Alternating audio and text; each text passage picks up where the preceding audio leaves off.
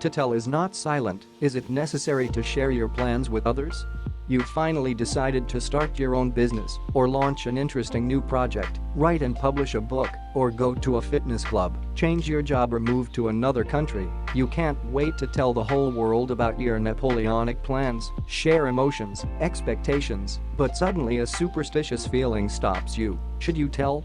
Don't say goop until you jump over. Don't tell, or it won't come true. You want to make God laugh. Tell him about your plans. Do these phrases sound familiar? Many of us since childhood have been taught to talk less about our intentions and unrealized plans, right? In adulthood, doubts are reinforced by popular blogs and magazines, here and there stating that what is said aloud creates the wrong attitudes, and plans that are kept secret from everyone have a better chance of success. And so, instead of fire in the eyes and wings behind the back, there are conspiratorial glances and misunderstandings. Instead of inspiration and anticipation of change, there is reticence and apathy. But is keeping your mouth shut really so necessary? Folk wisdom, familiar proverbs were not born out of thin air, and there is some truth in them, of course. The advice to remain silent at first really can protect a unique idea from theft. While you have not done anything, someone can do it faster than you, and all the laurels go to him. Silence disciplines the mind, allows ideas to mature, and reminds us not to brag too much lest we get in trouble. But let's figure out what's behind this popular superstition, and what should we really say to make things come true. Do you need to share your ideas and plans right away, or wait until you see the result? To begin with, let's discard doubts and analyze what happens if we do share our plans with others. 1. Confirm or deny the need for your idea. Imagine you are doing a social study in which your friends are the experts. You get to choose who to tell about your project and why, and which opinions to listen to.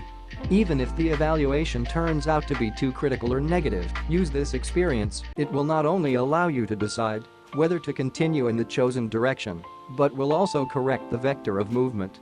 In addition, testing the idea on someone else will allow you to better understand the needs of your future audience, their interests and the likely reaction.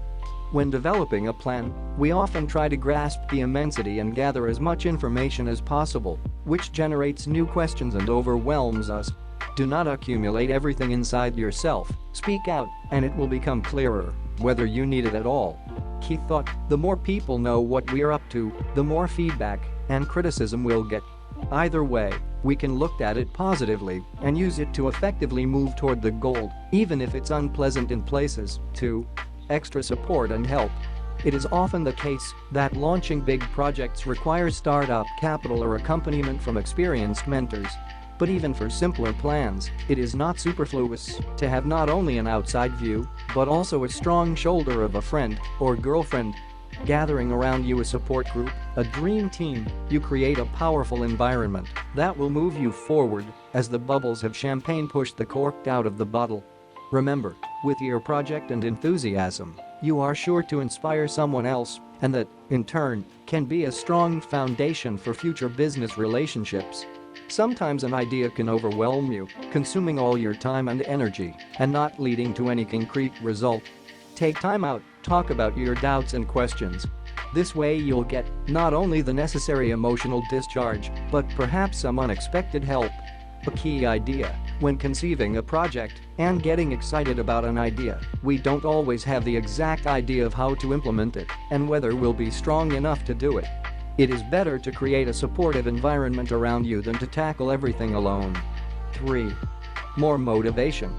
Telling people what you're planning becomes a huge motivator to keep going, because it's like being in the public eye all the time, and you can't give up so easily, because people may ask you about your first results at any moment. Make a bet or organize a challenge with friends, and you will see that the eternal excuses and laziness will be gone. Control and motivation from the people involved shouldn't weigh on you, because it's not only a responsibility, but also the realization that your loved ones care about you and your cause. Key thought: often we don't talk about our plans, not because we are worried about being jinxed, but because we are afraid of public failure and someone else's unreasonable expectations. Challenge, risk, and surprise everyone who doubted you and your idea. 4. Hunt for insights. The more often you spell out a concept, the clearer the overall picture of what you have in mind becomes. However, Going over the thoughts in your own head, you have a greater chance of getting hung up on one point of view and missing out on truly brilliant insights. Don't be afraid to brainstorm, ask unexpected questions, and don't interrupt the seemingly pointless speech of your interlocutor. They can lead to insights and original solutions to problems. In coaching, for example, I often use open-ended questions for this purpose. Sometimes it doesn't matter if I'm working in a group or one-on-one with a client. The main thing is to try to step outside the box and look at the situation from the most unexpected angle. Even asking yourself a question like, what if I could find the most unexpected solution that would allow me to make my dream come true? What could it be? Can bring you closer to a pleasant discovery. Key thought: when we're just making plans to bring our ideas to life, we often only see our project from one angle, whereas a conversation with a friend allows us to see the idea from a very different angle. And a coincidental phrase of the interlocutor. How does it work? Imagine that you, for example, decided to lose weight. We need to find a fitness club and a good trainer, you think, and without saying a word to anyone, you go in search of a fitness club and a good trainer, and so that everything was in one place, and preferably near your home.